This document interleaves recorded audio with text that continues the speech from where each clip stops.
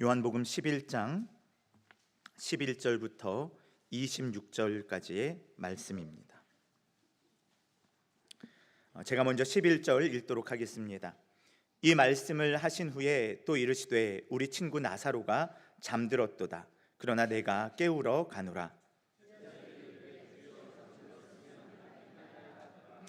예수는 그의 죽음을 가리켜 말씀하신 것이나 그들은 잠들어 쉬는 것을 가리켜 말씀하심인 줄 생각하는지라. 내가 거기 있지 아니한 것을 너희를 위하여 기뻐하노니 이는 너희로 믿게 하려 함이라. 그러나 그에게로 가자 하시니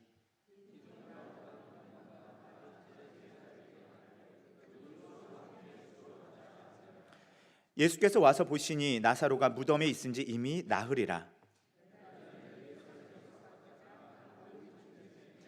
많은 유대인이 마르다와 마리아에게 그 오라비의 일로 위문하러 왔더니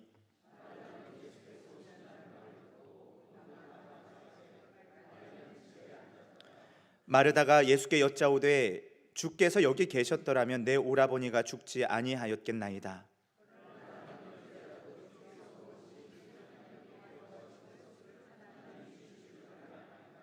예수께서 이르시되 내 오라비가 다시 살아나리라.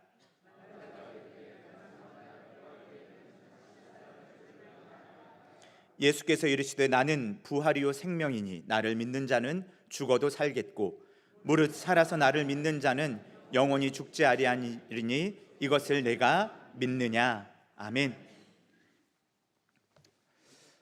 성경을 읽다가 보면 종종 참 독특한 말씀을 마주하게 될 때가 있습니다. 개인적으로 저는 여러 말씀들이 있는데 그 중에 전도서 7장의 말씀이 참 특이하다 이렇게 생각을 합니다. 화면에 아마 나올 텐데요. 전도서 7장 1절 2절은 이렇게 기록합니다. 좋은 이름이 좋은 기름보다 낫고 죽는 날이 출생하는 날보다 나으며 초상집에 가는 것이 잔치집에 가는 것보다 나으니 모든 사람의 끝이 이와 같이 됨이라. 산자는 이것을 그의 마음에 둘지어다. 아멘. 여러분, 이 말씀 참 이상하지 않습니까? 어떻게 죽는 날이 출생하는 날보다 낫다, 더 좋다 말할 수 있습니까? 어떻게 초상집이 잔치집보다 낫다라고 말할 수 있는 겁니까? 이어지는 이 전도서의 말씀 또한 비슷합니다. 전도서 7장 4절의 말씀인데요. 우리 같이 한번 읽을까요? 시작. 지혜자의 마음은 초상집에 있으되 우매한 자의 마음은 혼인집에 있느니라. 아멘. 여러분, 초상집에는 슬픔이 있고 애통이 있습니다. 통곡이 있고 이별이 있고 또 후회와 탄식이 있습니다. 그런데 이상하게도 성경은 바로 그 자리에 지혜가 있다 이렇게 말씀합니다. 저는 오늘 여러분들과 함께 누구나 다 알고 있지만 가급적 피하고 싶어하는 주제, 곧 죽음에 대해서 생각해 보려고 합니다. 사실 사람들은 죽음을 가능한 한 멀리 두고 싶어 합니다. 애써 생각하지 않고 싶어 하고요. 굳이 말하지 않으려고 합니다. 나와는 상관이 없는 일이라 그렇게 생각합니다. 그런데 성경은 오히려 죽음을 외면하지 않습니다. 마찬가지로 죽음을 성경은 미화하지도 않지만요, 또한 회피하지도 않습니다. 오히려 죽음을 마주하고 죽음을 생각하는 것이 지혜다 이렇게 말씀합니다. 그래서 저는 오늘 그곳에 지혜가 있다 말씀하는 초상집으로 여러분들을 초대하려고 합니다. 정말 거기에 지혜가 있는지, 그리고 누구도 피할 수 없는 죽음의 문제를 과연 성경은 뭐라 말씀하시는지, 주님께서는 어떻게 다루고 계신지를 함께 살펴보기를 원합니다. 오늘 본문 요한복음 11장 나사로의 죽음에 대한 이야기는 우리가 복음서에서 읽게 되는 익숙한 이야기입니다. 오늘 본문은 한 초상집의 이야기죠. 나사로가 죽었습니다. 마르다와 마리아는 깊은 슬픔에 잠겨 있습니다. 예수님께서 사랑하시던 자 나사로가 죽었죠. 그런데 바로 그 자리에서 예수님은 세상과 전혀 다른 말씀을 하고 계십니다. 오늘 본문 11장 11절, 이 말씀을 하신 후에 또 이르시되 우리 친구 나사로가 어떻다고요? 잠들었도다. 그러나 내가 깨우러 가노라. 그리고 이어서 쭉 말씀하시는 장면에서 오늘 본문 25절 26절이죠. 예수께서 이르시되 나는 부활이요 생명이니 나를 믿는 자는 죽어도 살겠고 무릇 살아서 나를 믿는 자는 영원히 죽지 아니하리니 이것을 네가 믿느냐. 오늘 우리는 이 한 초상집에서 진행되는 주님의 가르침, 말씀을 통해서 세 가지를 함께 생각해 보기를 원합니다. 그 첫 번째는 예수님은 초상집 한가운데서 죽음을 새롭게 해석하십니다. 오늘 본문은 이 죽음의 현실을 매우 실제적으로 묘사하고 보여줍니다. 마르다와 마리아는 실제로 울었습니다. 나사로는 실제로 죽었습니다. 17절을 보면 나사로가 무덤에 있은 지 이미 나흘이 되었다 이렇게 말씀합니다. 그래서 오늘 그려지고 있는 이 초상집의 상황은 상징이 아닌 실제입니다. 실제 눈물이고 실제 아픔이고 실제의 죽음입니다. 그런데 예수님은 그 자리에서 이렇게 말씀하시죠. 우리 함께 오늘 본문 11절부터 14절의 말씀 우리 다 같이 읽도록 하겠습니다. 시작. 이 말씀을 하신 후에 또 이르시되 우리 친구 나사로가 잠들었도다. 그러나 내가 깨우러 가노라. 제자들이 이르되 주여 잠들었으면 낫겠나이다 하더라. 예수는 그의 죽음을 가리켜 말씀하신 것이나 그들은 잠들어 쉬는 것을 가리켜 말씀하시는 줄 생각하는지라. 이에 예수께서 밝히 이르시되 나사로가 죽었느니라. 아멘. 예수님은 죽음을 부정하지 않으십니다. 14절에서 제자들이 오해하니 다시 한번 주님이 말씀하시죠. 주님께서 밝히 이르시되 나사로가 죽었느니라. 그의 죽음을 분명하게 말씀하십니다. 그러니 예수님께서 죽음을 잠이다, 자는 것이다 라고 말씀하시는 것은 죽음을 가볍게 보신 것이 아니라는 겁니다. 그러면 여러분, 주님은 왜 죽음을 자는 것이다, 잠이라고 말씀하셨습니까? 이유는 분명합니다. 예수님 앞에서 죽음은 더 이상 최종적인 끝이 될 수 없기 때문입니다. 부활하신 주님 안에서 죽은 자는 다시 살아납니다. 마치 잠든 사람이 다시 그 잠에서 깨어나는 것과 같습니다. 그래서 주님은 내가 깨우러 가노라 이렇게 말씀하시는 거죠. 이것이 죽음에 대한 기독교의 관점입니다. 성경이 죽음을 자는 것이다, 잠이다 라고 말할 때 그것은 죽음을 에둘러 억지로 좋게 포장하려는 말이 아닙니다. 그것은 마치 잠자는 자를 깨우듯이 죽은 자를 일으키시는 예수님의 권세와 능력이 어떠한지를 드러내는 말씀입니다. 그리고 이런 관점은 이미 구약 성경에서도 암시되어 있습니다. 가장 대표적인 게 다니엘서 12장의 말씀인데요. 다니엘서 12장 2절 말씀, 땅의 티끌 가운데에서 자는 자 중에서 많은 사람이 깨어나 영생을 받는 자도 있겠고 수치를 당하여 영원히 부끄러움을 당할 자도 있을 것이며. 아멘. 성경은 죽음을 자는 것이라 말하면서 동시에 그 잠에서 깨어나는 것, 곧 부활을 함께 보여주고 있습니다. 바울도 사랑하는 성도를 잃은 그 데살로니가 교회를 향해서 이렇게 권면하죠. 데살로니가전서 4장 13절로 14절의 말씀입니다. 형제들아, 자는 자들에 관하여는 너희가 알지 못함을 우리가 원하지 아니하노니. 여러분, 알지 못함을 원하지 아니하노니 무슨 말입니까? 반드시 알아야 한다 말씀하는 겁니다. 이는 소망 없는 다른 이와 같이 슬퍼하지 않게 하려 함이라. 우리가 예수께서 죽으셨다가 다시 살아나심을 믿을진대 이와 같이 예수 안에서 자는 자들도 하나님이 그와 함께 데리고 오시리라. 아멘. 여러분, 왜 죽은 성도들을 자는 자라고 부릅니까? 예수 그리스도의 죽으심과 살아나심, 곧 부활이 있기 때문입니다. 예수님께서 무덤에서 살아나셨기 때문에 예수 안에서 죽은 자들의 죽음은 영원한 소멸이 아니라 부활을 기다리고 있는 잠과 같은 것입니다.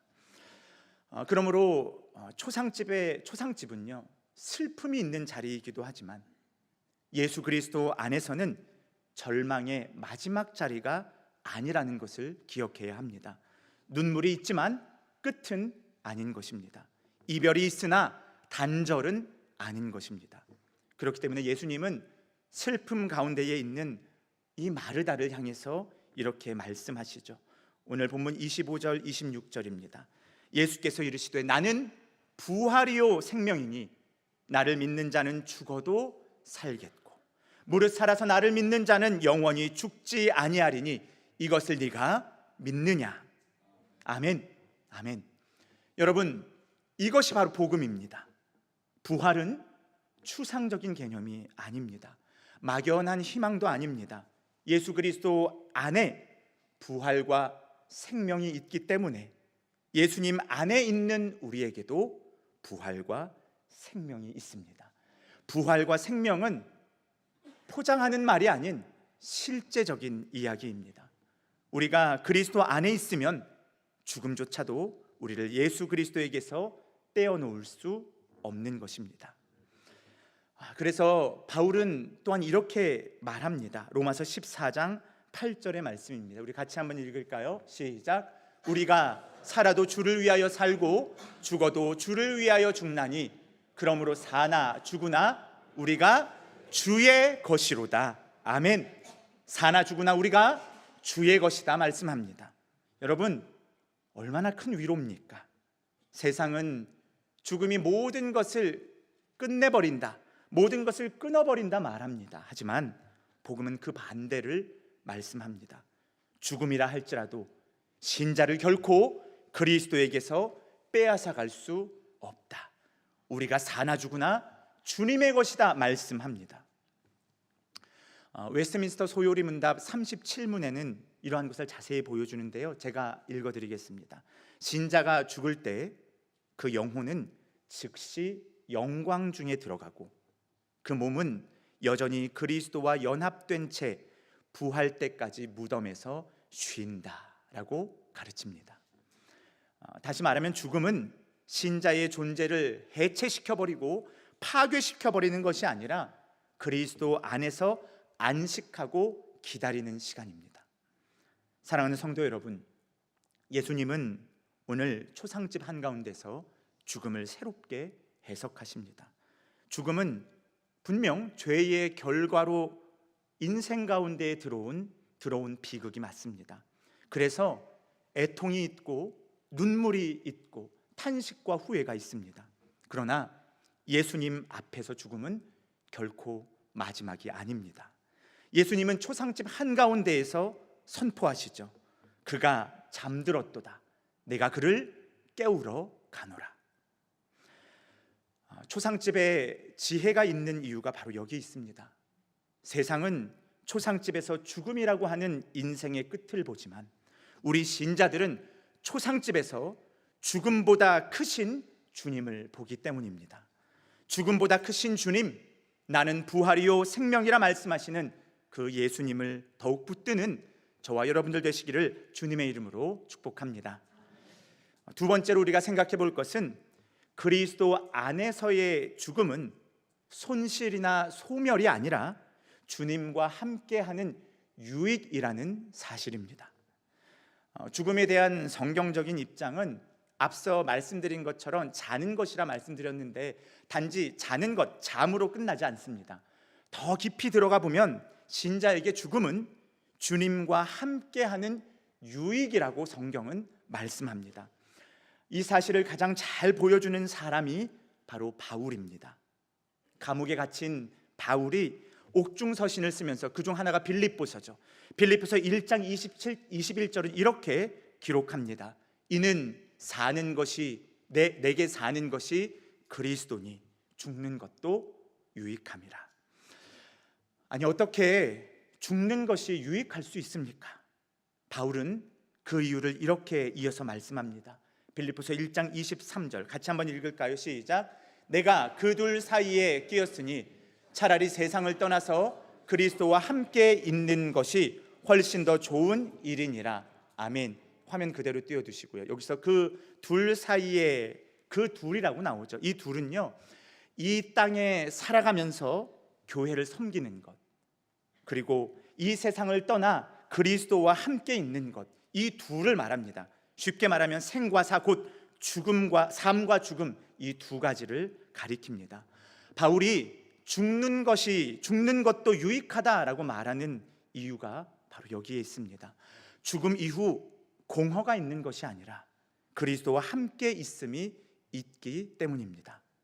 이것이 죽음에 대한 성경의 깊은 이해인 것입니다. 신자의 죽음은 단지 호흡이 멈추는 사건이 아닙니다. 주님과 함께 안식하는, 주님과 함께하는 영원한 안식에 들어가는 일종의 문과 같습니다. 그래서 죽음은 손실이나 손해나 소멸이 아니라 주님을 만나서 그 품 안에 안기는 유익이 되는 것입니다. 이 점은 바울이 자기 인생의 마지막 지점에 기록한 디모데후서에서도 더욱 선명하게 나타납니다. 우리 이 디모데후서 4장 6절로 8절의 말씀 같이 함께 읽겠습니다. 시작. 전제와 같이 내가 벌써 부어지고 나의 떠날 시각이 가까웠도다. 나는 선한 싸움을 싸우고 나의 달려갈 길을 마치고 믿음을 지켰으니 이제 후로는 나를 위하여 의의 면류관이 예비되었으므로 주 곧 의로우신 재판장이 그날에 내게 주실 것이며 내게만 아니라 주의 나타나심을 사모하는 모든 자에게도니라. 아멘. 아멘. 여러분, 앞서 이 6절 전제와 같이 내가 벌써 부어지고 나의 떠날 시각에 가까웠도다, 자기의 죽음을 미리 알고 있는 바울입니다. 여기서 바울은 자기의 죽음을 몰락이나 소멸로 말하지 않습니다. 부어지고 있다라고 말합니다. 이것은 제단 위에 드리는 제사, 제물을 가리키는 구약적인 표현인데요.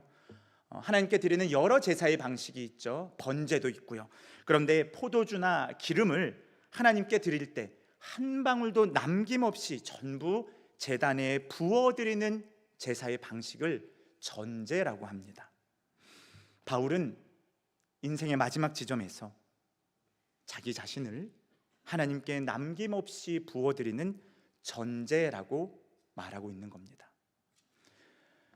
그렇습니다. 바울에게 죽음은 허무한 붕괴, 소멸이 아닙니다.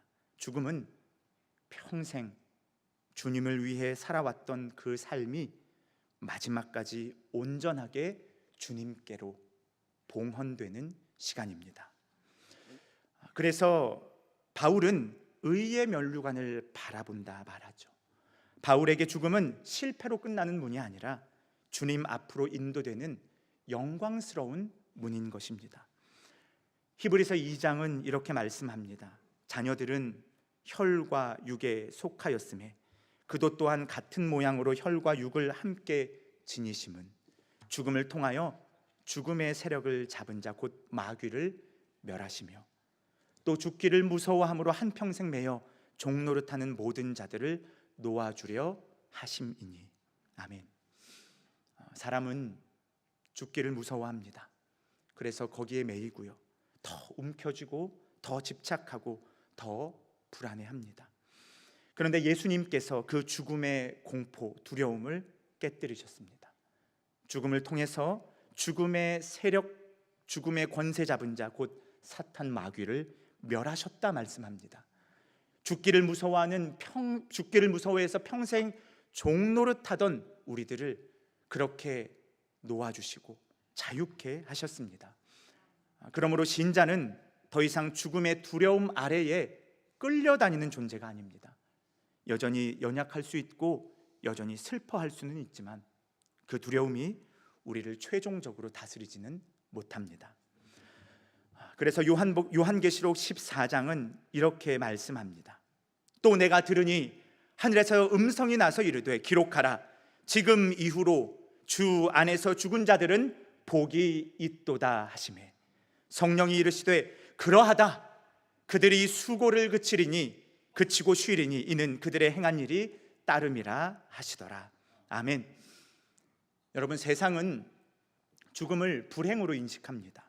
하지만 성경은 주 안에서 죽은 자들을 복되다 말씀합니다. 왜 그렇습니까? 그들이 모든 인생의 수고를 그치고 쉬기 때문입니다. 그리고 그들의 행한 일이 따른다, 성경은 분명하게 말씀합니다. 계시록 14장 13절에 그들의 행한 일이 따름이로라, 이 말씀은요, 우리의 행위가 구원의 조건이 된다, 이런 말씀 아닙니다. 우리의 구원은 전적으로 하나님의 은혜의 덕분입니다. 하지만 그리스도 안에서 살아온 삶의 열매, 말씀을 붙들고 견뎌온 인생의 시간들, 알아주는 사람 아무도 없어도 주님 때문에, 주님 사랑하는 것 때문에 감당했던 순종과 사랑과 회개와 섬김, 그 모든 삶의 열매를, 그 모든 눈물의 기도를 하나님께서 기억하시며 받아주신다는 말씀입니다.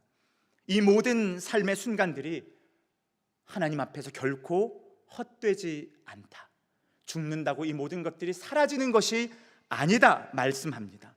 주님은 분명 신자의 삶의 열매를 기억하십니다. 죽음이라는 문을 통과해서 주님 앞에 설 때에 주님께서는 이 모든 것을 전제와 같이 다 받아주시는 것입니다. 그리스도 안에서 죽음은 손실도 소멸도 아닙니다. 주님과 함께하는 유익입니다. 모든 수고를 그치고 쉬는 복입니다. 이러한 유익을 알고 주님 안에서 소망을 두는 저와 여러분들 되시기를 주님의 이름으로 축복합니다. 이제 마지막으로, 그렇다면 우리는 과연 어떻게 살아야 하겠습니까? 우리가 세 번째로 생각해 볼 것은, 신자는 죽음을 두려워하는 사람이 아니라 삶의 열매를 들고 죽음 넘어 주님께로 나아가는 사람이다라는 사실입니다. 초상집에 지혜가 있는 이유가 무엇입니까? 죽음을 바르게 직시하는 사람만이 실상 오늘을 바르게 살 수 있기 때문입니다. 죽음을 잊고 사는 사람, 죽음을 외면하고 사는 사람은 오늘을 가볍게 살아갑니다. 말을 함부로 하죠. 사랑할 기회를 미룹니다. 회개할 기회도 미룹니다. 순종의 기회도 나중으로 미뤄버립니다. 예배를 가볍게 여기고 맡은 자리를 적당히 여깁니다. 영원한 것을 마음에 두지 않기 때문에 그러는 것이죠. 하지만 죽음을 바르게 보는 사람은 다른 삶을 살아갑니다. 오늘의 선택이 그저 하고 싶은 것만을 쫓아가지 않습니다. 사랑할 기회가 있을 때 더 사랑하고, 회개할 기회가 있을 때 돌이켜 회개하는 거죠. 오늘을 인내할 줄 알고 믿음의 선택을 할 줄 아는 것입니다. 그래서 저는 여러분들께 이렇게 말씀드리고 싶습니다. 그리스도인은 죽음을 외면하려다가 현실을 흘려보내는 사람들이 아니라 죽음을 바르게 알기 때문에 오늘을 더욱 신실하게 사는 사람입니다. 믿음의 선택을 하고 말씀을 따라 인내하고 사랑하고 회개하며 섬기며 열매 맺는 이유는 단지 착하게 살기 위해서만이 아닙니다. 이 모든 삶의 흔적들이 하나하나 마지막 날 죽음의 문을 통과하여 주님 앞에 놓일 것을 신자는 알기 때문입니다. 따라서 신자의 죽음은요, 허무한 소멸이 아니라 평생 주님을 바라보며 살아온 그 사람이 그 삶의 열매를 들고 주님 앞에 서는 가장 설레고 복된 시간인 것입니다. 지난 2000년의 교회 역사 속에서 사도들과 또 수많은 믿음의 선조들이 믿음을 지키기 위해서 목숨을 내어놓았습니다. 교회의 역사는 순교자들의 피로 쓰여졌다 말해도 과언이 아닙니다. 그러면 그들은 어떻게 그렇게 할 수 있었던 걸까요? 그들은 정말 죽음이 하나도 무섭지 않았던 것일까요? 아닙니다. 그들도 우리와 성정이 똑같은 사람들이었습니다. 그들도 이별의 슬픔을 알았습니다. 그들도 육체의 고통이 얼마나 두려운지 무서운지를 알았습니다. 그런데도 그들이 죽음 앞에서 무너지지 않았던 것은 죽음보다 크신 예수 그리스도를 알았기 때문입니다. 주님 안에 있는 신자에게 죽음이 결코 끝이 아니라는 것을 그들은 알았기 때문입니다. 여러분, 스데반 집사님을 한번 보십시오. 사도행전 7장 59절로 60절은 이렇게 말씀합니다. 그들이 돌로 스데반을 치니 스데반이 부르짖어 이르되 주여 주 예수여 내 영혼을 받으시옵소서. 여러분, 죽음은 하나님께 드려지는 전제와 같은 제물이고 하나님께서 그것을 기뻐 받으신다 말씀하는 장면입니다. 무릎을 꿇고 크게 불러 이르되 주여 이 죄를 그들에게 돌리지 마옵소서. 이 말을 하고 뭐 했다고요? 잔이라 말씀합니다. 성경은 스데반의 죽음을 두고 잔다 말씀하죠. 왜 그렇습니까? 신자의 죽음은 끝이 아니기 때문입니다. 스데반에게 있어서 죽음은 패배가 아닙니다. 주님께 받아들여지는 시간입니다. 여러분, 가장 먼저 순교했던 사도 야고보 사도의 순교 또한 그랬습니다. 그렇게 야고보는 칼에 자기의 생명을 내어놓았습니다. 그러나 그의 삶이 허무하게 사라진 것이 아니었습니다. 주님을 위해 살았고 주님께서 주님을 위해 산 그 인생을 받으셨습니다.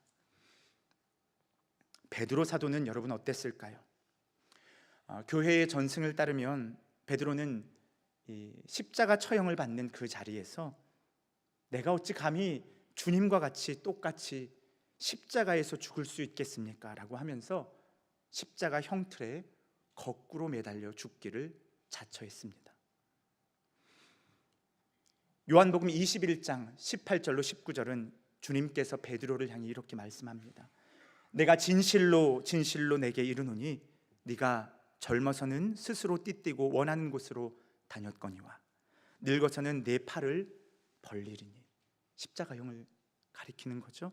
남이 네게 띠띠우고 원하지 아니하는 곳으로 데려가리라. 이 말씀을 하심은 베드로가 어떠한 죽음으로 하나님께 영광을 돌릴 것을 가리키심이로라. 이 말씀을 하시고 베드로에게 이르시되 나를 따르라 하시니. 아멘. 여러분, 이 말씀 가만히 살펴보면요, 정말 놀라운 말씀입니다. 예수님은 베드로의 죽음을 가리켜서 뭐라고 말씀합니까?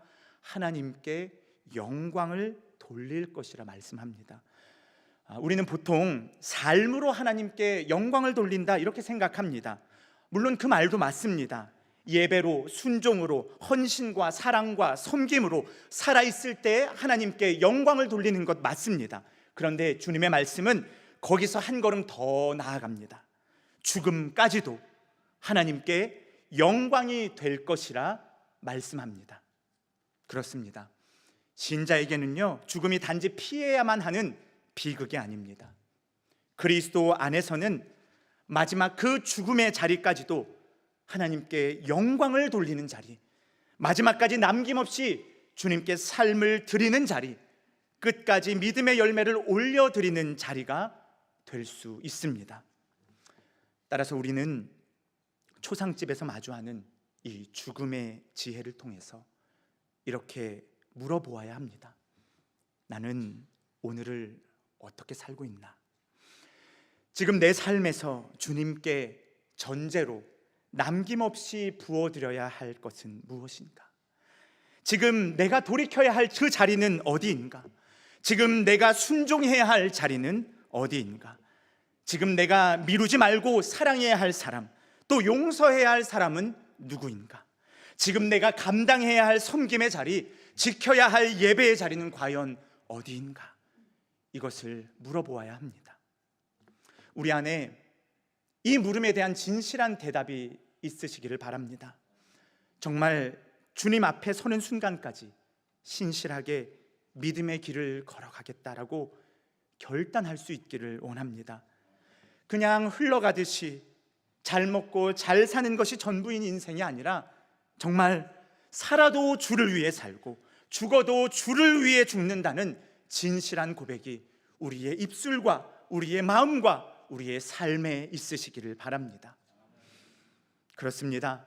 신자의 죽음은 믿음으로 살아온 인생의 마지막 봉헌과도 같습니다. 그간의 삶의 모든 열매를 남김없이 들고서 주님 앞에 서는 것이 바로 신자의 죽음입니다. 믿음의 길을 끝까지 걸어 마침내 주님 앞에 그 삶 전체를 향기로운 제물로 올려드리는 것이 신자의 죽음인 것입니다.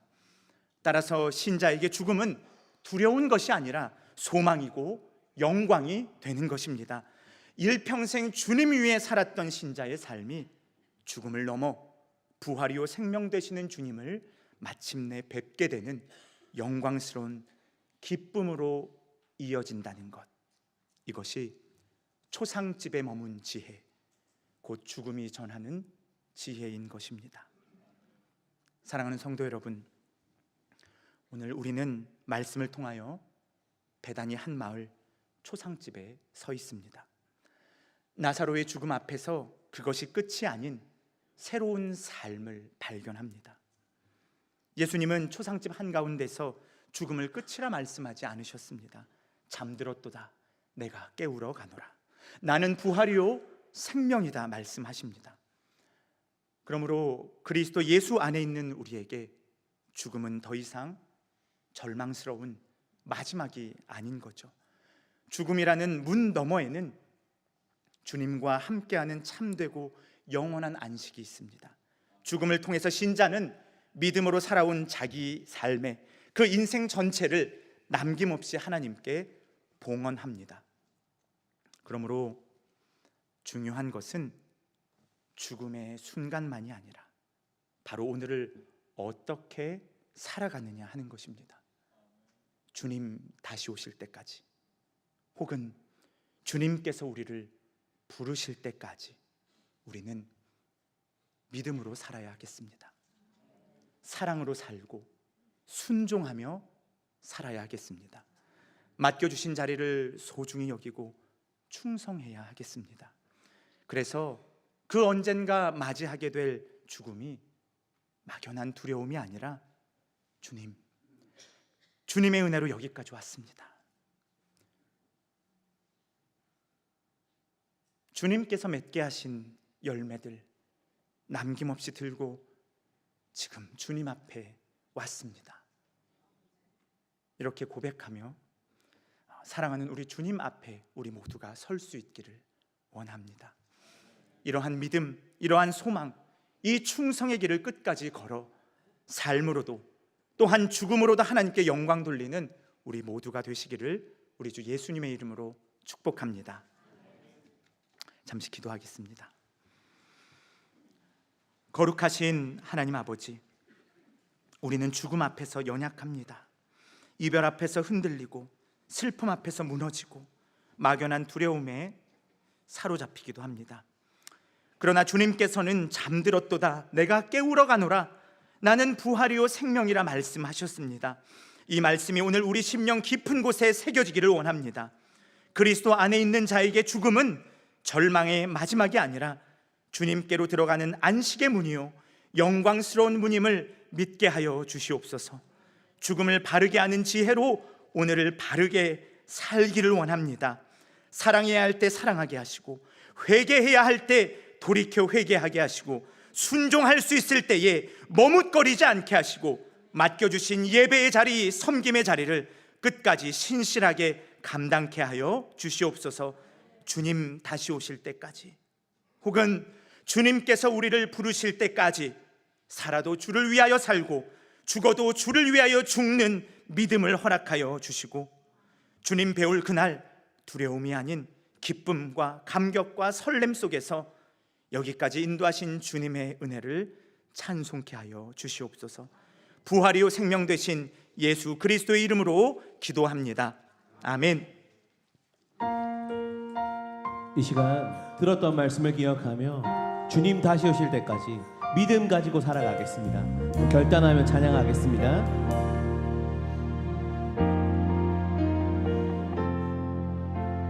주님 다시 오실